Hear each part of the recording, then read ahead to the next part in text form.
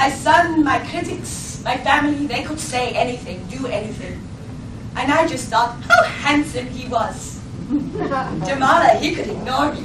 He could debase me. He could slap me across the face with his infidelities. And I thought how handsome he was.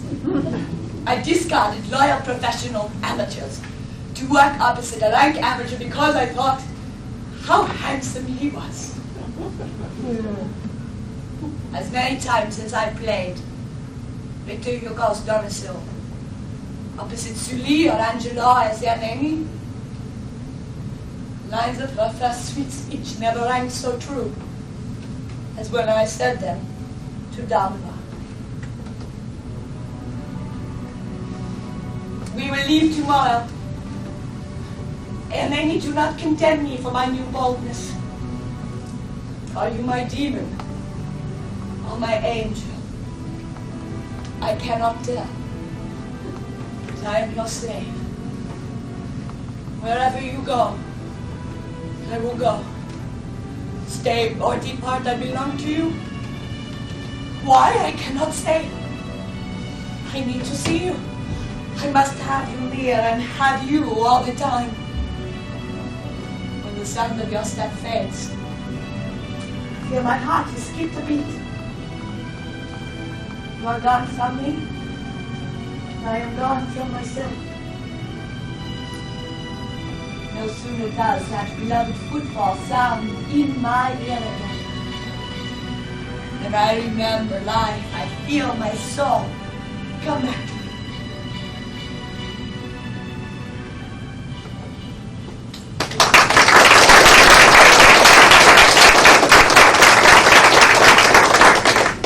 Finally, after he continued to copulate in every direction and squander my money on endless walls and mistresses, I ran off to England to marry him. Because I thought how handsome he was. Blind passion is living hell. But the worst of it is I was blind to the obvious clues he was a drug addict. Unknown to me at that time, he entered my life as a drug supplier to my sister Jean, who died from her addiction before he did. The same addiction which claimed my younger sister Jean. It was a fact Damala never denied. He never denied or made excuses for anything. In fact, as his addiction worsened, he would simply inject himself with a syringe right through his clothing in mid-sentence, even while we were entertaining. He had the disarming mixture of innocent youth, corrupt decadence about everything he did. He was a man made for women. He was a man meant to be loved by women. And as someone once said, he was Casanova and the Marquis de Sade all rolled into one. From time to time, though, he would tell me he loved me. But in truth, I don't think he had the capacity to love. He could incite love, but not receive or reciprocate it. And he tortured me. He ruined me with his gambling, his mistresses, and his devastating drug-infested violence.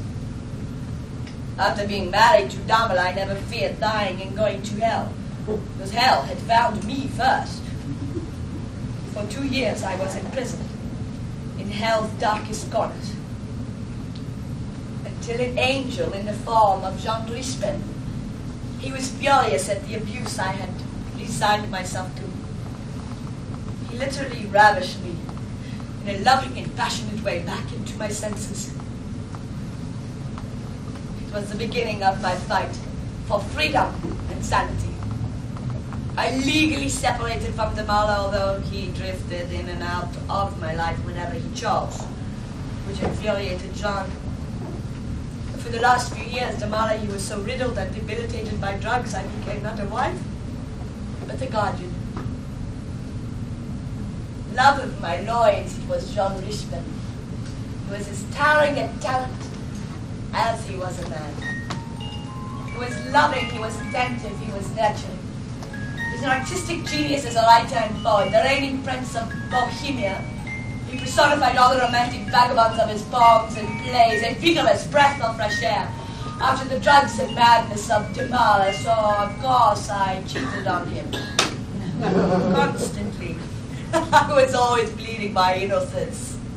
Like Fedora, she was bleeding her love for Louise. But despite the tremendous box office Fedora was bringing in, my take was not enough to cover the credentials that Demara had heaped on me. So I was forced to take Fedora on tour to European cities, whose theatres had much greater capacity for box office receipts. It was a whirlwind, doughty force with John on and off stage at my side. It was a very good thing he was, because 1883 was a very bad year. I agree. To produce and starring Nana Sahib was this exotic mistake. It was set in India during the Sepoy Mutiny. 20 actors were buried in the same plot, which involved Nana Sahib and this rebel in Dajama, its mistress, and a mass of Cotier's beggars and the British colonials. The critics, they loved it. Well, except for the fact the actors kept getting in the way of the scenery. And as if this dismal reception, it wasn't enough.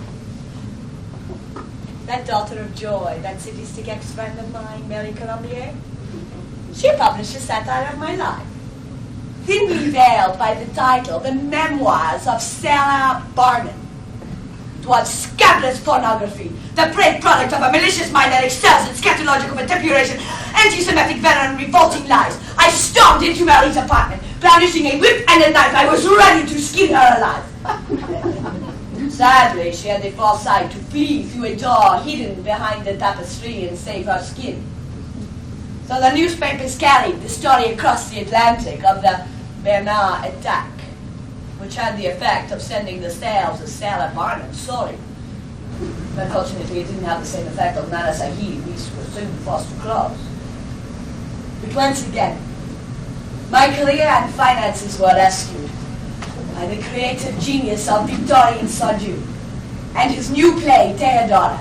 It was a spectacular crowd pleaser, portraying the life of a Byzantine empress and her intrigue and infidelities, which finally led to betrayal and execution. It ran for 300 performances before we moved to London, and it became the smash hit of 1884 and 1885.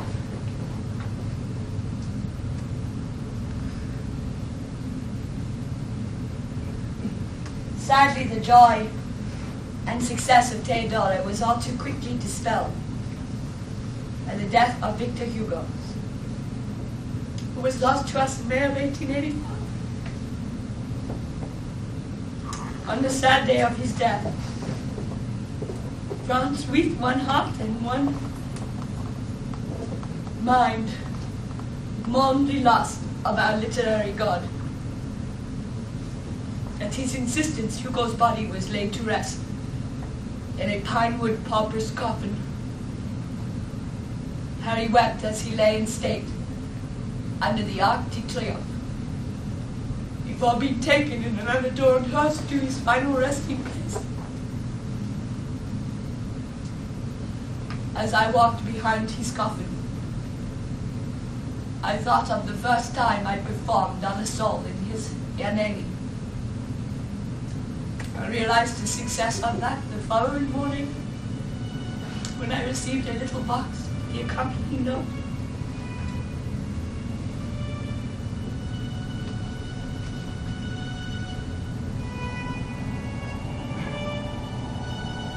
Madame, you were great and charming. You moved me, the old warrior. And at a certain moment, when the public, touched and enchanted by you, applauded, I wept. This tear which you caused me to shed is yours. I place it at your feet. Victor Hugo.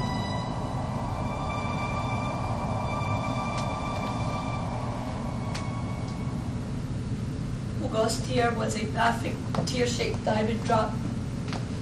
delicately suspended on a gold bracelet. To say I treasured it would be slight due to the immensity of that emotion. I was inconsolable years later when I lost it at the country estate of the Sassoons in England. Monsieur Sassoon, he was so moved by my distress, he sent me a magnificent jewel to replace it. Sadly, I returned it to him, saying no jewel, no matter how magnificent, could ever replace Victor Hugo's tear. At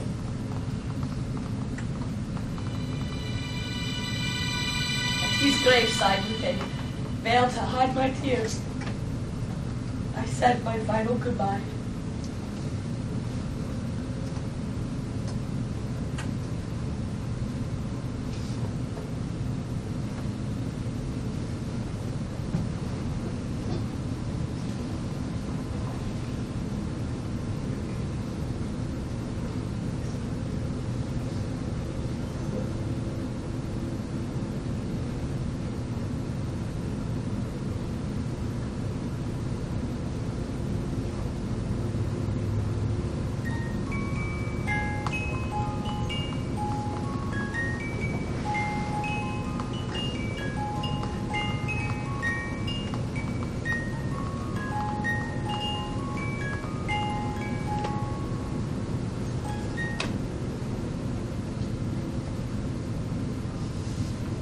Years later, I would also marry Damala, whom I had gone to great lengths to save. When news reached me that Damala was not only penniless but a complete physical wreck, I went to him at once. There was nothing else I could do. Both my sisters were morphine addicts, and they died the same way that Damala was to die. I couldn't let him suffer alone in some dark abandoned room or in some twisted garbage-strewn alley. I placed him in a fine sanitarium and I visited him daily. He died from drugs at the age of 34. And quand même, in spite of everything, I loved him.